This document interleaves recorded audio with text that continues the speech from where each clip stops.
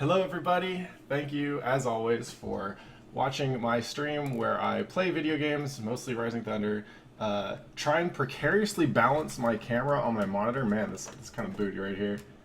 Hey, alright, we'll go with that, see how it works. And yeah, just gonna play some Rising Thunder, but first we're gonna talk about some fighting game stuff as usual. I hope everyone can hear me okay. Let me know if the mic levels are not working. But this weekend was Capcom Cup, and it was truly a powerful thing to be there, right? Capcom Cup, it's a relatively recent thing that Capcom's been doing. Just supporting the scene has been a relatively recent thing that Capcom's been doing. I'm gonna keep fiddling with this camera. This is bothering me. Cool. I can lean back. Yes, my hair is really long. Great.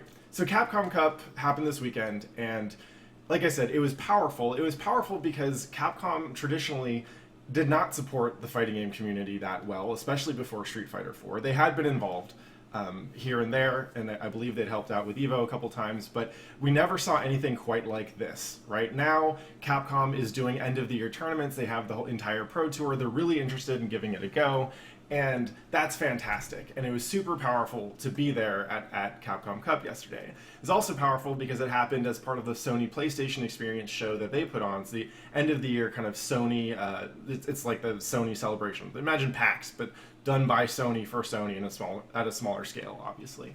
And it was really cool to me to see Capcom Cup kind of co-located at the PlayStation Experience, because for so long we've been used to doing our own thing, right? Evo stands alone, and other fighting game events stand alone. They're very rarely part of a bigger, broader show, and that's great for creating the sense of community and really feeling like we own our stuff, but it's harder to share it. Right? Like it's harder to bring someone to an event and say, hey, check this Street Fighter thing out when they, maybe they're not into it and they don't feel like paying, 10 or 15 bucks for a spectator pass or whatever. But when it's part of the PlayStation Experience or any other kind of trade show, you can easily walk over to a friend of yours who's into games and say, hey, this sounds like a thing that you'd be interested in going to. There's a bunch of games there. By the way, it's the finals of this, year-long Street Fighter tournament that they've been running, and that means a lot to me. Come check it out. And so that's really cool to me. It's really cool to me to see Street Fighter and fighting games in general, honestly, to be considered part of that kind of core video game market and world, because for so long we were just off doing our own thing, right? So that's great. It's also super powerful to see a 6-year-old game, basically. Street Fighter 4 came out in like 2008, right? Late 2008, 2009 for most American players. I was there for the Japanese arcade release. Thank you very much. Day one Rufus, baby. It was super powerful for me to see a game that had been played on a wide level for basically 6 or 7 years get the kind of, I'm calling it a send-off. We don't actually know what's going to happen with it competitively, but like it got a lot of respect. Right, a lot of people were there, and they had seen this. They had been introduced to fighting games through Street Fighter 4. This was their first game. This was their first love of fighting games, and there is nothing quite like it, right? And it felt really cool to kind of have this like capstone moment for Street Fighter 4, because other fighting games never got that, right? Street Fighter 3 Third Strike, as much as I just like the game. It kind of went out with a fizzle. Same thing with CVS 2. We just kept on playing those games, and there was slightly less attention every year until one year Street Fighter 4 came out, and then okay, I guess we're not going to run big tournaments in this anymore, really, right? That doesn't feel good. So it felt really good for me to see kind of some closure to Street Fighter 4. And God, I hope it's closed. Like, I love the game, but I'm also ready to move on. That said, I know I'm willing to bet that a lot of you people who are either watching this stream or watching this on YouTube, and thank you very much for everyone who's tuning in, got into fighting games through Street Fighter 4, and so you might not have been here to see what happens when a game kind of fades out, right? And you can see a little bit of it in me when I like grump about Street Fighter 4 and talk about how much more I love CVS 2. You can also see a little bit of it in the Melee community and the Smash community, and how they kind of dealt with Melee, Brawl, and Smash 4 in like roughly kind of weird parallel tiers almost. But so I figured, since a lot of y'all are 09ers or later, right, And I mean, an 09er at this point has been playing Street Fighter for 6 years, which is a long time, right? I figured I would talk a little bit about. I'd try and give some advice and some thinking about what it's like to say goodbye, basically, to that. Or if you don't have to say goodbye necessarily, but you're going to say goodbye to that like spotlight, right? First off, take it from me. This is if you came into fighting games through Street Fighter 4, you will probably never fall in love with a fighting game the way you fell in love with Street Fighter 4. You will never get over it, and that's okay. Just, it will take a while to figure that out, but you will accept that. It will, and the moment you accept it, you just, it's like this weight is lifted off your shoulders, right? The fact is that everyone falls in love with the game that they played first, right? Because you don't just love the game, you love the game so much that it made you go out and play online, or it made you go out and meet other people and whatever. All these things that you probably never did for another video game, right? Like, this might be the first game that you actually sat down and practiced for hours, right? There's no way you would do that if you didn't love it, right? And nothing ever feels like that first game you fell in love with, right? For me, it was basically CVS2.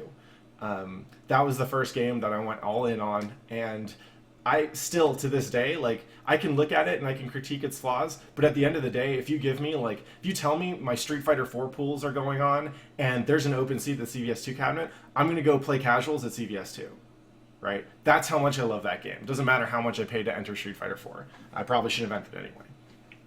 So, what's going to happen is you're going to see less people caring about tournaments for Street Fighter 4, assuming they still happen. You will get side stream status, or you'll get like prelude to the main event status if people are still running it at major tournaments, right? Maybe it means that you have to wake up at 9 in the morning to see your favorite Street Fighter 4 competitors play, some of the highest level matches you'll ever see. And make no mistake, people will still be playing this game. I'm willing to bet that people will still be playing this game. Maybe it'll just be like a couple people around a TV at EVO while everyone else is playing Street Fighter 5 or whatever. But people will still play this game. People will still figure out new stuff. You won't have that same feeling of everybody plays this game and you can play it wherever you go. And that's kind of disorienting, right? You're going to see new players who you never heard of or who you thought were pretty scrubby in Street Fighter 4, and they will do really well because Street Fighter 5 will stress a different set of skills, and you shouldn't underestimate them, because that's what I did with everybody who started with Street Fighter 4, and now I suck. But yeah, fundamentally, you fell in love with this game, and that love isn't going anywhere. Right? Look, you can see the CRT in the background, right? That is my CVS2 setup. I make sure to carry that shit everywhere, right? The sticks are over on the couch right now. Oh, yeah, there's you can see them. So like, yeah, you're never gonna get over it, and you will probably, most likely, not like Street Fighter 5 nearly as much as you like Street Fighter 4, and that's okay.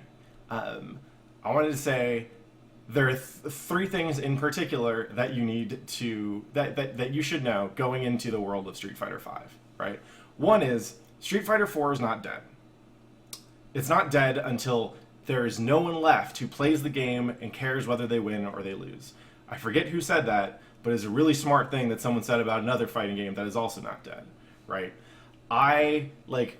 We're experiencing something of a CVS2 revival right now, where I can go to any major and find people who are down to play the game, and a lot of old people like me just would rather play that than new games. That's great, and still having fun.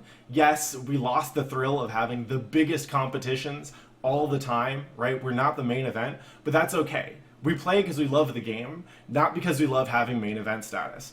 And as Street Fighter V comes out, that's when you're gonna have to kind of tease apart your love for fighting games in general and see how much of what you fell in love with was the game itself versus having main event status, right? Being the biggest fighting game on Twitch, being the main event at EVO, right? It's a kind of a great experience to go through the process of championing a game that, like, slowly people are going to care less and less about, right? But if you love it, right, and there's nothing wrong with it, you're going to love it, then you should keep it alive. You should host scenes for it. You should run online competitions. Whatever it is you want to do to keep that game alive, right? And as long as you're having fun, and as long as you are sharing what you love about that game with other people, that's all that matters, right? If that doesn't motivate you, if it really is the main event status and being part of the big thing that motivates you, that's fine too. Then you're going to go into Street Fighter V, and you're going to learn to appreciate it for what it is, and that's great, right? But fundamentally, just because there's no more, let's say there's no more Capcom Cup for Street Fighter 4. Let's say like prize pools go down to like 1% of what they used to be, just because no one's entering tournaments anymore. That doesn't stop you from getting better. It doesn't stop you from learning more about the game. It doesn't stop you from learning the matchups and discovering new tech, right? And the fact is that like the people who are competing in the top 8 and top 32 of Capcom Cup just yesterday have they have so much more knowledge than you do, right? And they're playing a really cool game, and nothing stops you from going ahead and playing the same game that they're playing now, right? Of trying to get there, and that's really cool, right? I'm still learning new stuff in CVS2, and that's awesome, right? And the best part is that I get to do that. Like I still find people who I used to play CVS2 with like 10 years ago. I ran into one of those dudes in Japan. It's David Dial. He's still playing CVS2. He still doesn't play on console. He only plays in arcades. His name's Gunter, right? That's his handle. You might have seen some of his old combo videos, right? I saw him in Japan like 2 months ago, right? And we played CVS2. I played Boss, and I played Bucktooth at Evo. That's so cool. I almost beat Bucktooth. All right, I'm just going to take a moment to say, I almost beat motherfucking Bucktooth at Evo. I was 1 pixel away, right? I missed the chip, and oh my god, I'm super salty about that. I wanted to beat that dude in tournament for over a decade. Anyway, so you're never going to get over it, but the game isn't dead, right?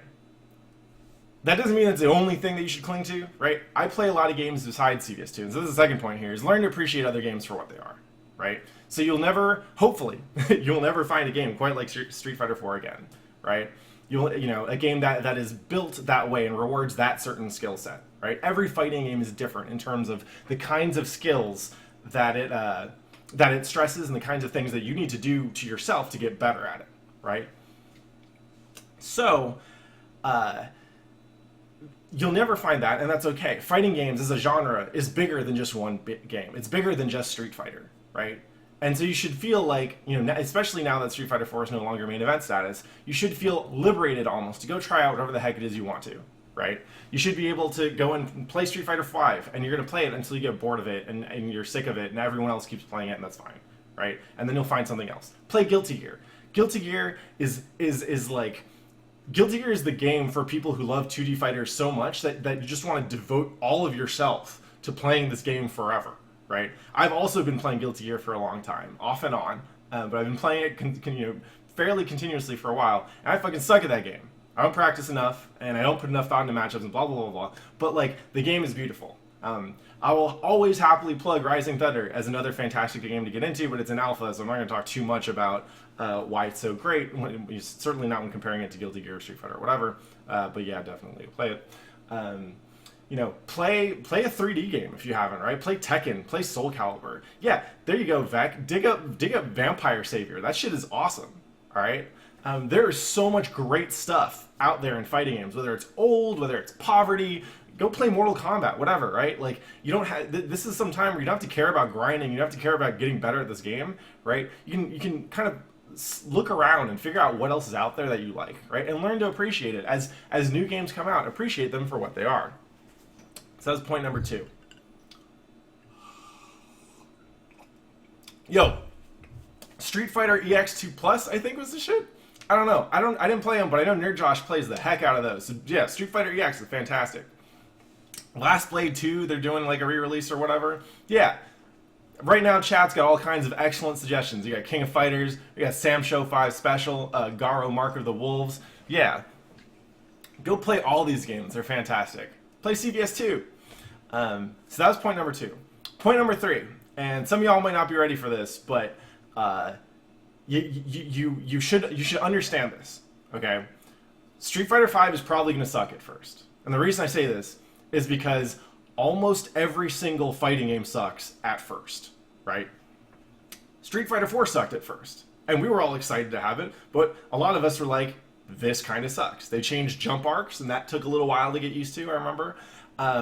There's a lot less that you can do in training mode in terms of like high execution flashy stuff, right? Like, I remember playing with my old CVS2 buddies right when the game came out, and I'd been playing it for a couple months more longer than they had, and they were kind of like, wait, there's not that many like, you know, crazy kind of high-end execution stuff. Remember, we're coming from custom combos, from roll canceling, from really hard like just defend multiple hits, you know, stuff. Like I still can't JD Sagat's 5-hit Tiger Uppercut that consistently, right? And I've been playing CVS2 forever, right? I still can't roll cancel consistently. But like CVS2 has all these just like execution sinks. And Marvel 2 had the same thing, right? But where you could just keep on dumping time into getting better at stuff in training mode. And Street Fighter 4 didn't really have that so much. We ended up teasing out the depths of Street Fighter 4 later, right? A lot of it came in terms of stuff like option selects and in terms of stuff like really defined set play. Set play, for those of you who don't know, is basically like once you get the advantage with a knockdown or whatever, having a lot of super painful setups that are hard to get rid of or hard to get out of and just lead into themselves. So like, yeah, that stuff it felt a lot more strongly defined in Street Fighter 4. You know, obviously there are one-frame links and things like that, and executional tricks like plinking and whatever. But frankly, Street Fighter 4 just kind of felt like it had less stuff that you had to need to know how to do. You know, even in CVS2, like you usually have to pick 3 characters. So you had to learn 3 characters worth of stuff and 3 characters worth of matchups. In Street Fighter 4, you just, like most people, stuck with 1 up until the last couple of years of Street Fighter 4.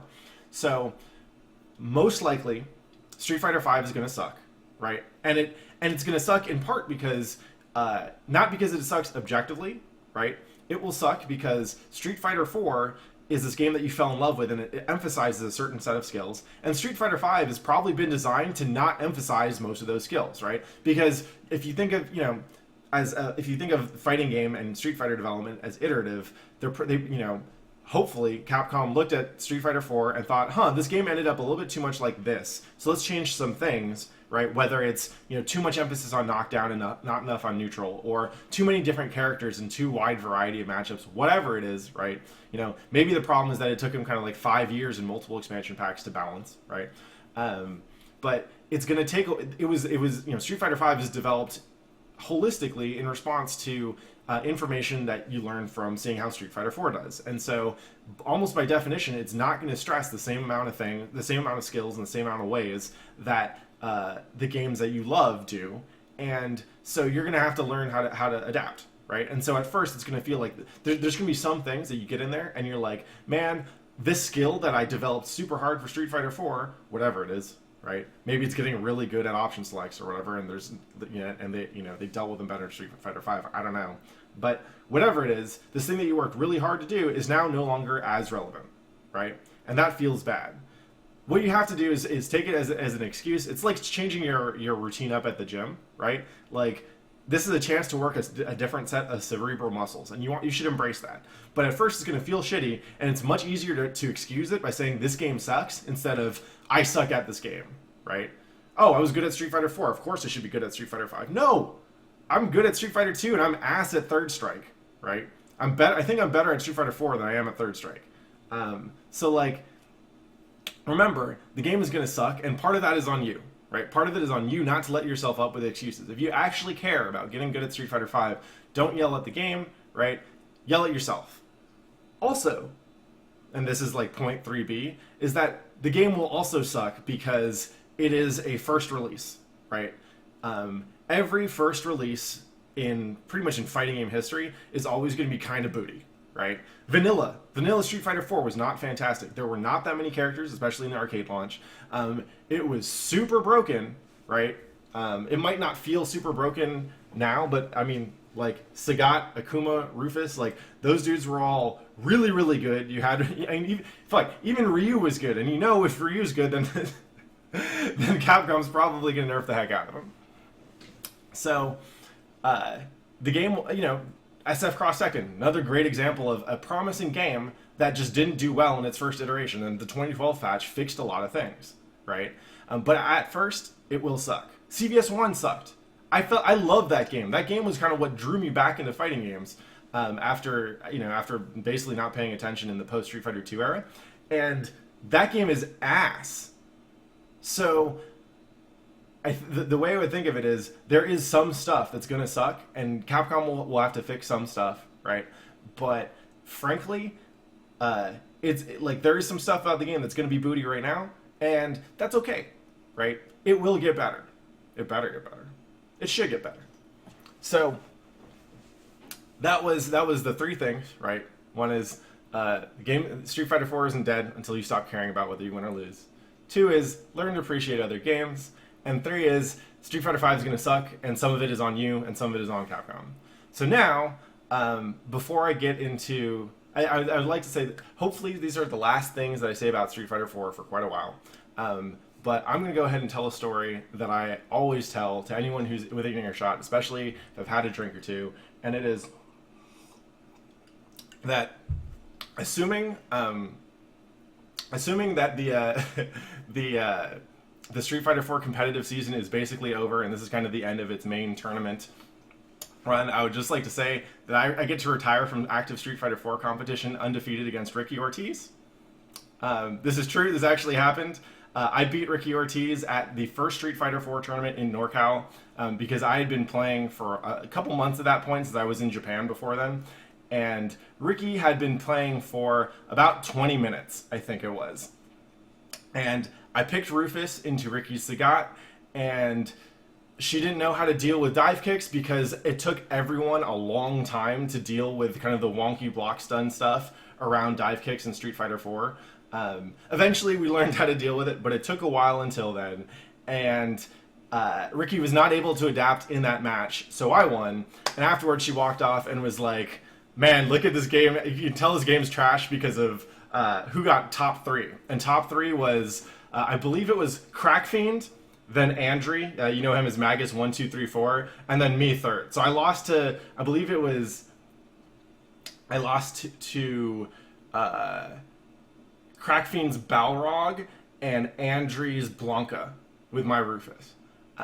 But yeah, that is my sweet, sweet revenge for years and years and years of losing to Ricky in CVS2, including my first match at EVO 2003 ever. So I'm gonna hold that shit forever. Like, I don't care, baby.